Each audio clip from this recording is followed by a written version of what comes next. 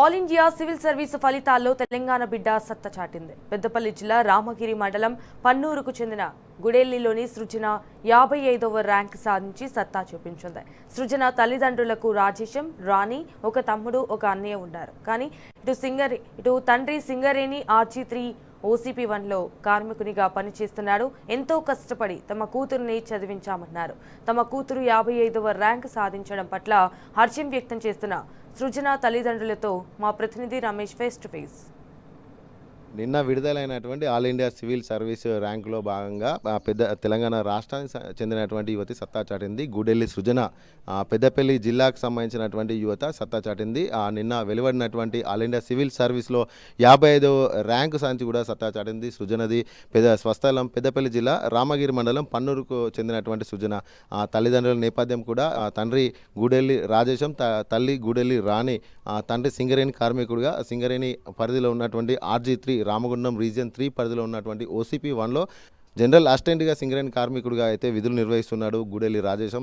ఒక సింగరేణి కార్మికుని బిడ్డ UPSC ద్వారా నిర్వహించినటువంటి యొక్క ఆల్ ఇండియా సివిల్ సర్వీస్లో దేశవ్యాప్తంగా కూడా ఒక 55వ ర్యాంకు, అలాగే రాష్ట్రంలో మొదటి ర్యాంకు సాధించడం పట్ల కూడా తల్లిదండ్రులు అయితే ఆనందం అయితే వ్యక్తం చేయడం జరుగుతుంది. తల్లిదండ్రులే కాకుండా స్థానికులు, అలాగే చుట్టుపక్కల ఉన్నటువంటి వారు, అలాగే ముఖ్యంగా స్నేహితులు, బంధువులు, గురువులు కూడా సంతోషం అయితే వ్యక్తం కూడా సంబరాలు అయితే చేసుకోవడం జరుగుతుంది. ఒక సాధారణ సింగరేణి కార్మికుని కూతురు ఇంత పెద్ద విజయాన్ని సాధించిన పట్ల కూడా అందరైతే కూడా ఆశ్చర్యం వ్యక్తం చేయడం జరుగుతుంది. అంతేకాకుండా గూడెల్లి సృజన గతంలో కూడా TGPSC ద్వారా నిర్వహించినటువంటి ఉద్యోగాల్లో కూడా Group 1 ఉద్యోగం కూడా సాధించింది. అందులో కూడా 35వ ర్యాంకు సాధించి కూడా DSPగా ఉద్యోగం పొందింది. ప్రస్తుతం సృజన తెలంగాణ పోలీస్ అకాడమీలో DSPగా ట్రైనింగ్లో ఉంది. ప్రస్తుతం మనతో పాటు మాట్లాడడానికి తల్లిదండ్రులు కూడా ఉన్నారు, అలాగే స్థానికులు కూడా చుట్టుపక్కల వాళ్ళంతా కూడా ఉన్నారు. వీరంతా కూడా ఆనందం అయితే వ్యక్తం చేయడం జరుగుతుంది. వారి తండ్రితో మనం మాట్లాడే ప్రయత్నం చేద్దాం. చెప్పండి, ఎట్లా ఫీల్ అవుతున్నారు? మీ యొక్క ఆల్ ఇండియా సివిల్ సర్వీస్లో 55వ ర్యాంకు సాధించింది అంటే ఒక మామూలు విషయం కాదు. ఒక మధ్యతరగతి నుండి వచ్చినటువంటి నేపథ్యంలో మీరు ఎట్లా ఫీల్ అవుతున్నారు? చాలా హ్యాపీగా ఉంది.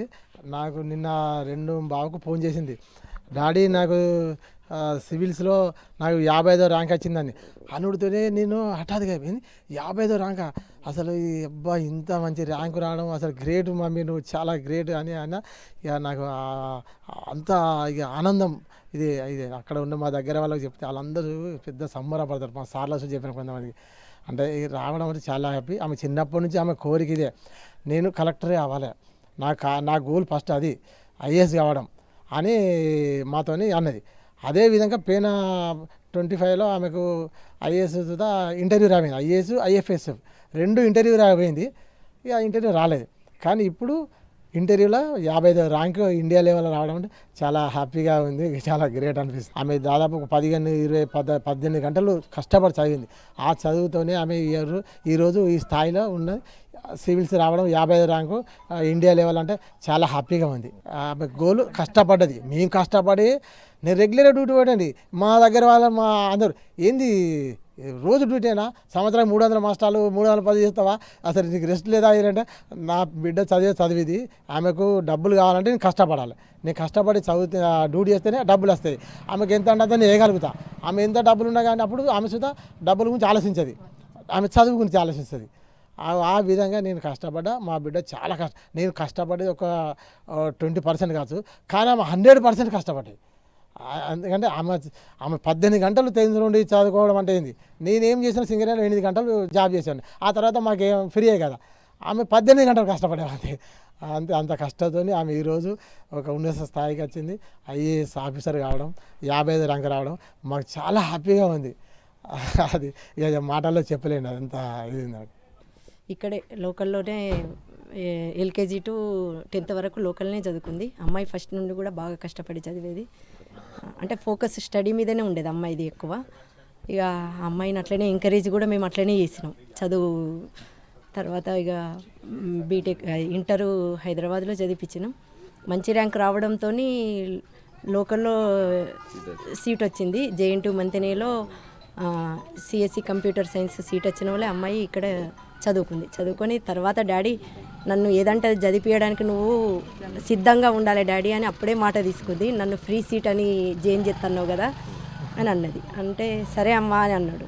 తర్వాత స్టడీ అయిపోయాక అమ్మాయి డాడీ నన్ను అంటే అప్పుడు మహేష్ భగవత్ సారు అప్పుడే రిజల్ట్స్ రావడం పేపర్లో ఆ సార్ది ఫోన్ నంబరు వాట్సాప్ నెంబర్ ఇవ్వడం వల్ల సార్కు ఫోన్ చేసి ఆయన అప్పుడు రాచకొండ కమిషనర్ ఉండే ఐపీఎస్ ఆ సారును పోయి ఫోన్ మాట్లాడి సార్ మిమ్మల్ని ఒకసారి కలుస్తా మీతోని మాట్లాడతా సార్ నాకు మీ సలహాలు కావాలి అని అడిగి వెళ్ళి కలిసిన వాళ్ళే సార్ని అడిగితే నువ్వు ఢిల్లీకే వెళ్ళమ్మా ఎక్కడ ప్రిపేర్ కావాలి నేను ఎక్కడ కోచింగ్ తీసుకోవాలంటే నువ్వు ఢిల్లీకే వెళ్ళమ్మా అక్కడ బాగుంటుంది అని సార్ చెప్పడం వల్ల ఇంకా మేము కూడా మమ్మల్ని కూడా ధైర్యం చెప్పింది అమ్మాయి చెప్పి ఇక అమ్మాయిని వాజిరామ్ ఇన్స్టిట్యూట్లో ఢిల్లీలో కోచింగ్ 10 నెలలు తీసుకుంది. తర్వాత ఓన్గా తను అక్కడనే ఒక 4 ఇయర్స్ ఉండి ప్రిపేర్ అయింది, అటెంప్ట్ చేసింది ఫస్ట్ నుండి. అక్కడ కూడా ఒక సారు పరిచయం అయిండ్లు ఈ ఇన్స్టిట్యూట్లో సారే. ఆ సారు కూడా బాగా ప్రోత్సహించేది. చాలా అందరూ వచ్చి ఇక వాళ్ళు హ్యాపీగా ఫీల్ అవుతాను, మాకు కూడా ఫుల్ హ్యాపీ. అంటే ఇక అది చెప్పలేము. మా అమ్మాయి ఒక కలెక్టర్ అయింది. పిల్లల్ని నేను ఎప్పుడు ఫస్ట్ నుండి చిన్నప్పటి నుండి వాళ్ళకు ఒక చదువు అనేది బాగా అలవాటు చేసిన. వాళ్ళు స్కూల్ నుండి రావడంతోనే వాళ్ళతోని కూర్చొని వాళ్ళను నేను ట్యూషన్లకు కూడా పంపించలే, వాళ్ళను చదివిపియడము అది ఇది హోంవర్క్ చేపియడం అది చేసేది. అంటే వాళ్ళకు చదువు అనేది ఇంట్రెస్ట్ నేను కల్పించి తర్వాత వదిలేస్తే వాళ్ళే ఇప్పుడు నా బిడ్డ కలెక్టర్ అయిందంటే వాళ్ళను అట్లా వాళ్ళు చదువుకున్న దానికి కూడా మనం స్వేచ్ఛ ఇవ్వాలి, పిల్లలకు వాళ్ళకు సపోర్ట్ ఇవ్వాలి మనం. ఇది గూడెల్లి సృజనకు సంబంధించిన తల్లిదండ్రులు చెప్తున్నటువంటి వారి యొక్క ఆనందానికి అయితే అవధులు లేవు. స్థానికంగా చుట్టుపక్కల ఉన్నటువంటి వాళ్ళంతా కూడా ఆనందం వ్యక్తం చేస్తారు కూడా, వారందరికీ కూడా అభినందనలు అయితే వెలువెత్తుతున్నాయి. అంతేకాకుండా ఈ యొక్క సెన్నర్ కాలనీ కూడా నిన్నటి నుండి కూడా పెద్ద ఎత్తున అయితే సంబరాలు అయితే చేసుకోవడం జరుగుతుంది. వాళ్ళకు సపోర్ట్గా తల్లిదండ్రులు ఉంటే ఖచ్చితంగా పిల్లలు అత్యున్నత స్థానానికి ఎదుగుతారంటూ కూడా తల్లిదండ్రులు అయితే ఇతరులకైతే సలహాలు సూచనలు కూడా చేయడం జరుగుతుంది. ఇది ఇక్కడ ఉన్నటువంటి తాజా పరిస్థితి. వీడియో జర్నలిస్ట్ సంతోష్తో రమేష్, టీ న్యూస్, సెన్నర్ కాలనీ నుండి.